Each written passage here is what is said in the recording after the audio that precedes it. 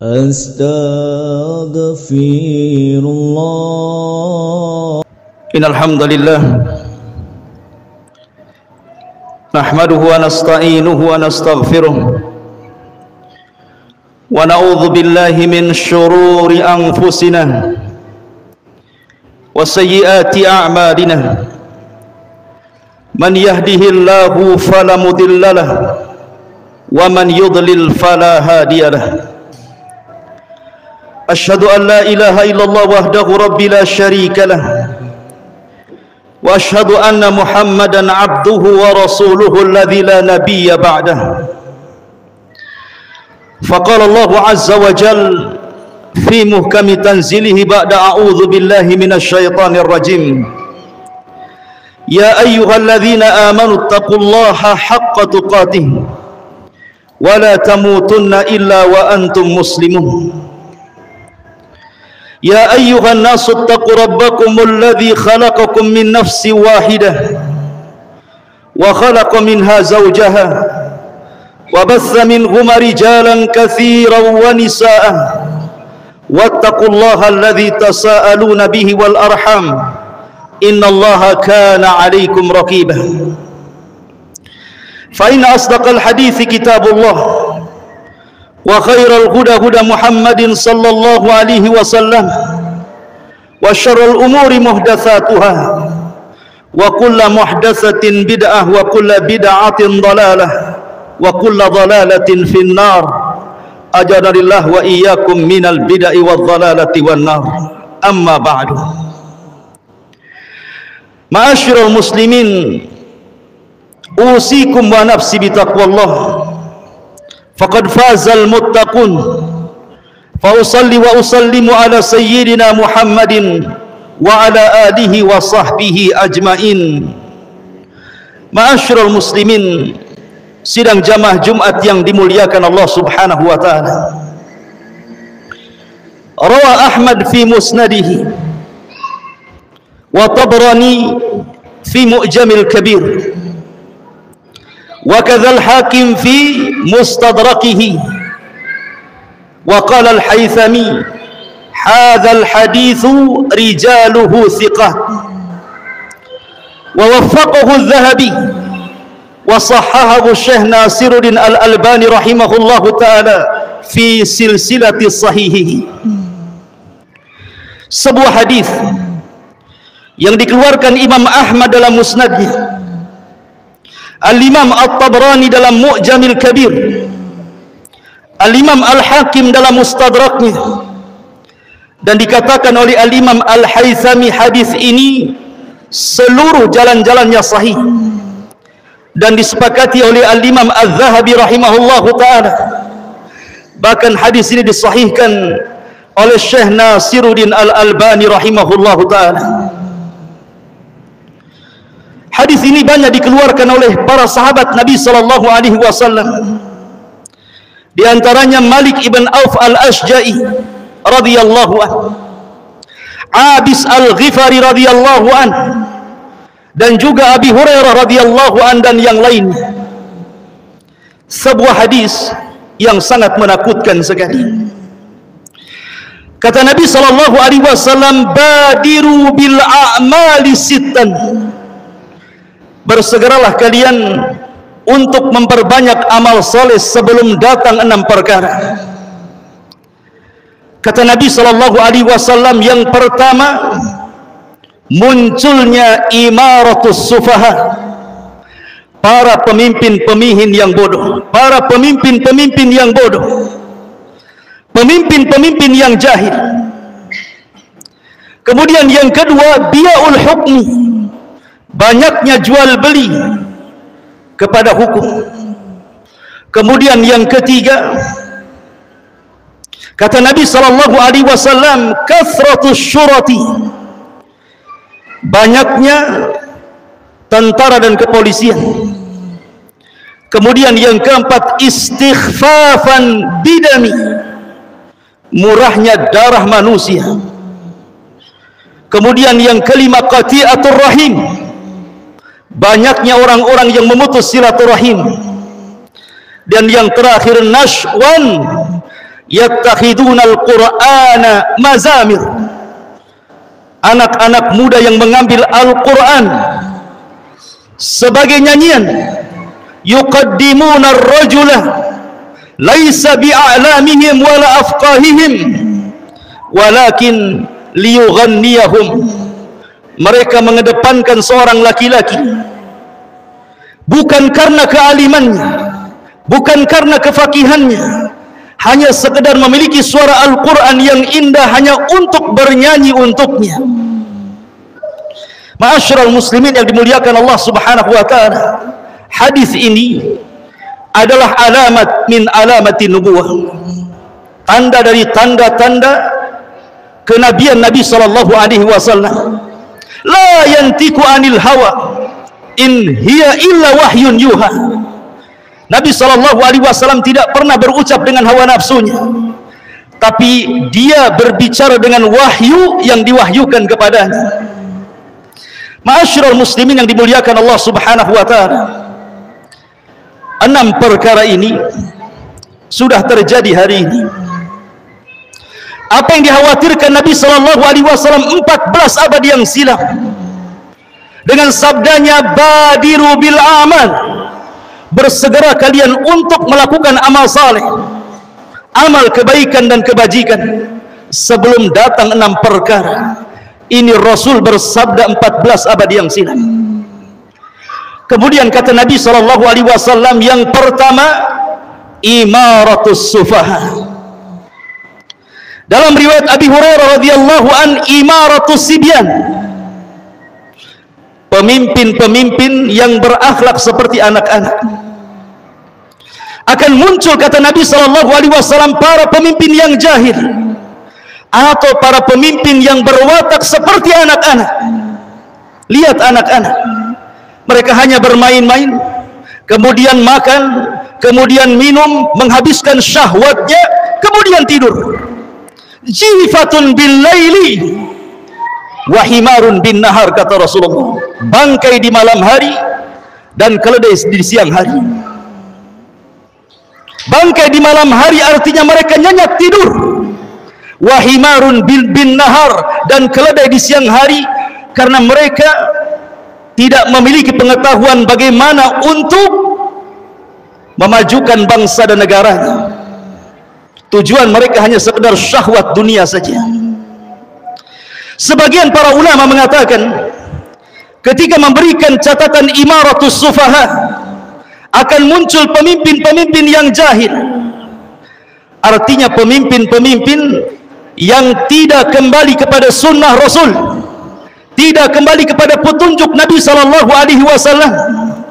Sehingga dalam hadis yang lain Rasul SAW mengatakan akan muncul at-tafi, dalam riwayat al-fasik, orang-orang jahil dan orang-orang fasik, yatakallam fi amril ama, yang berbicara soal kemaslahatan orang banyak, padahal dia fasik, padahal dia jahil. Ma'asyiral muslimin yang dimuliakan Allah Subhanahu wa taala, dan hari ini sudah menyebar.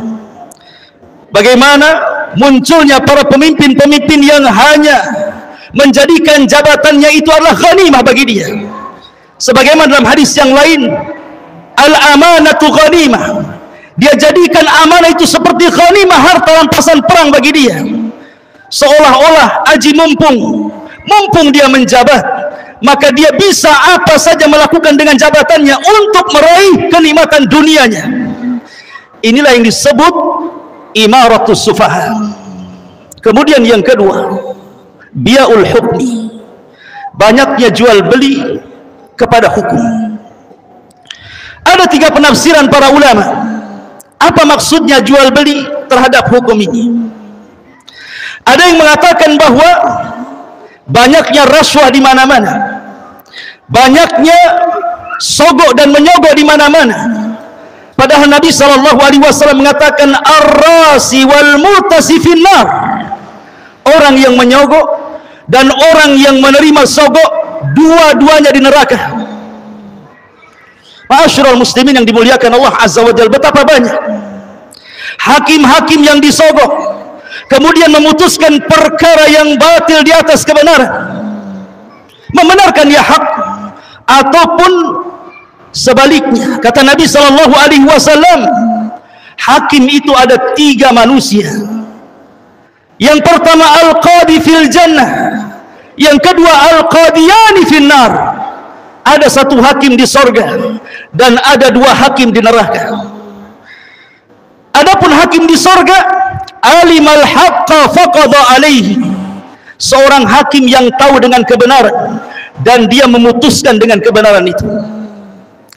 Adapun yang kedua al-hakim, alimal haqqa wa qadha bil batil, dia tahu itu benar tapi dia berikan keputusan yang batil. Kemudian yang ketiga, jahilal haqqa wa qadha bil jahli, jahil, tidak paham dengan kebenaran, makanya dia putuskan dengan kejahilannya. Ma'asyiral muslimin yang dimuliakan Allah Subhanahu wa taala, jual beli hukum seperti ini dengan menggunakan rasuah sudah menyebar di negeri kita. A'adhanallah, kita berlindung kepada Allah Subhanahu wa taala. Kemudian yang kedua, ada yang juga yang mengatakan bahwa bia'ul hukmi artinya banyaknya inqilabat.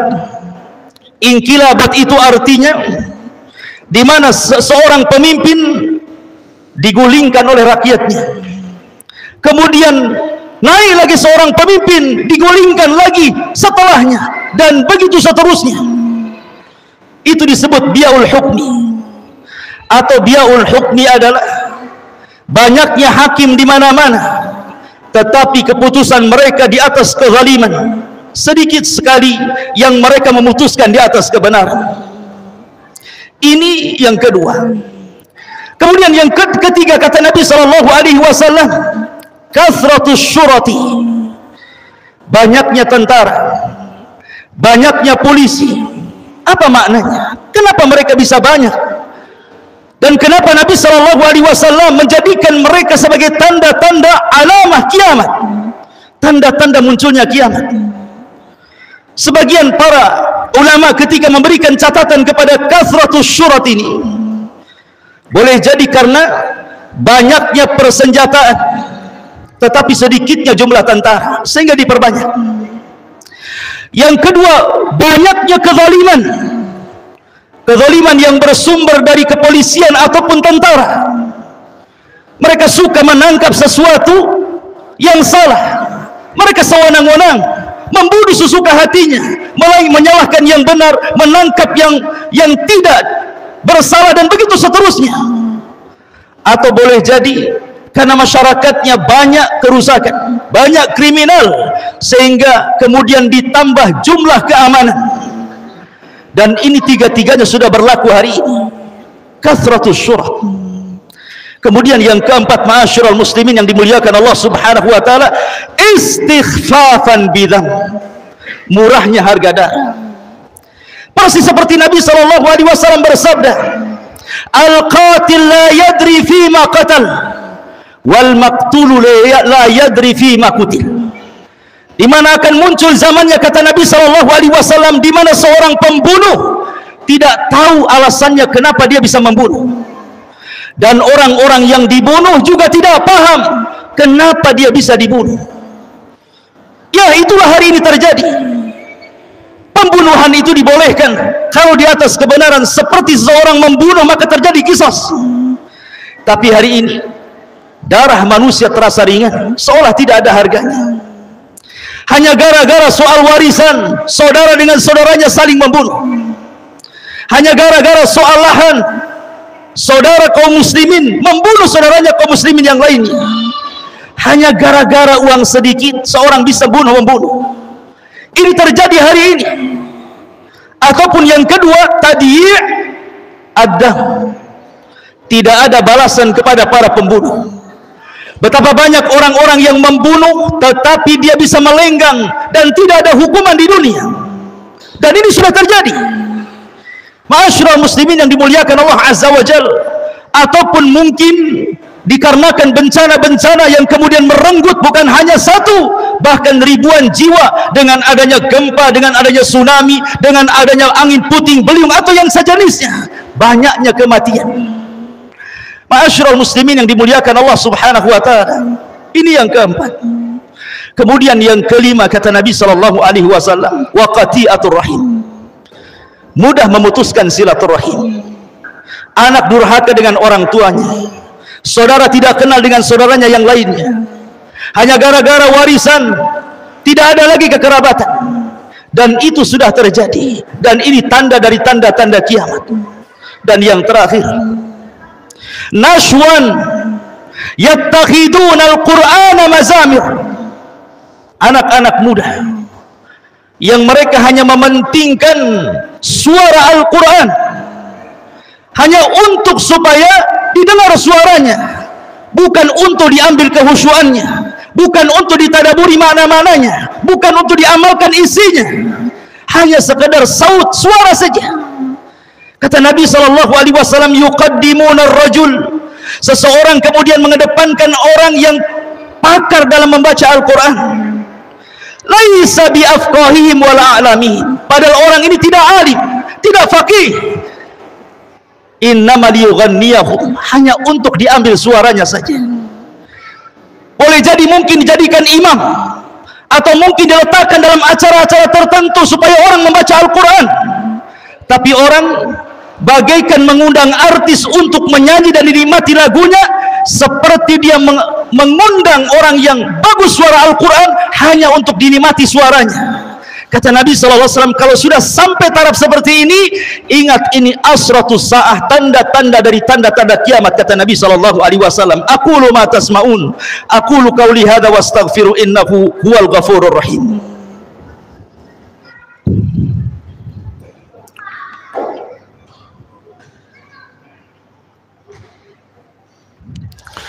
Bihamdillahi wassalatu wassalamu ala rasulillah wa ala alihi wa sahbihi wa mawalah wa la hawla wa la quwata illa billahi wa ba'd.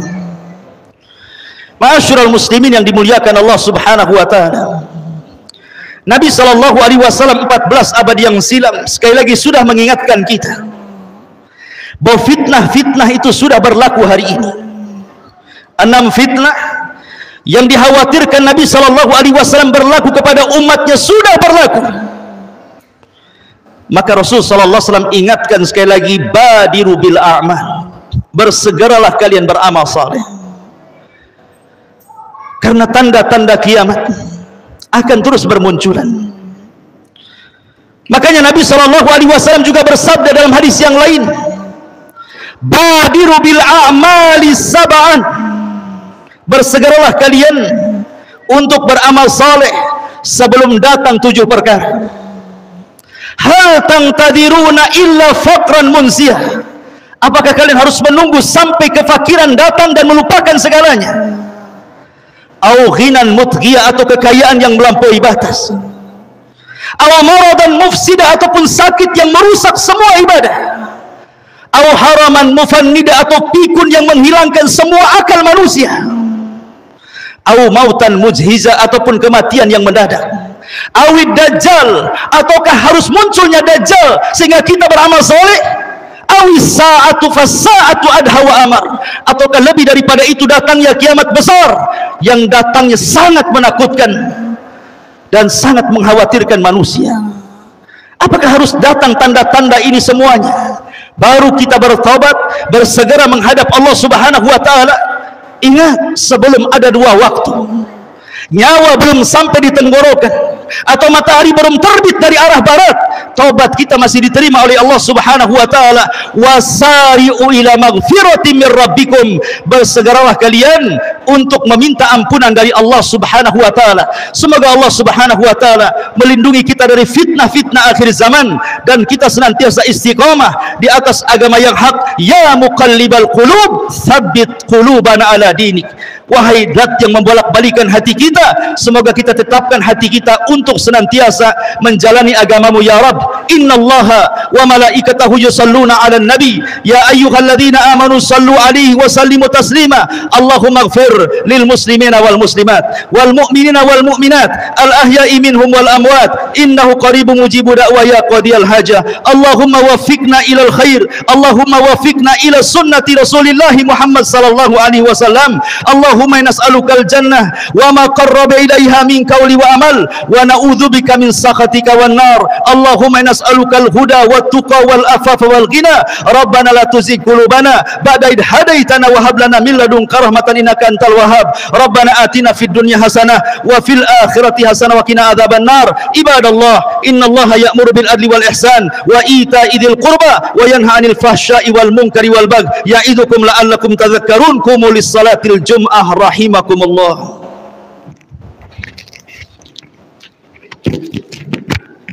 Allah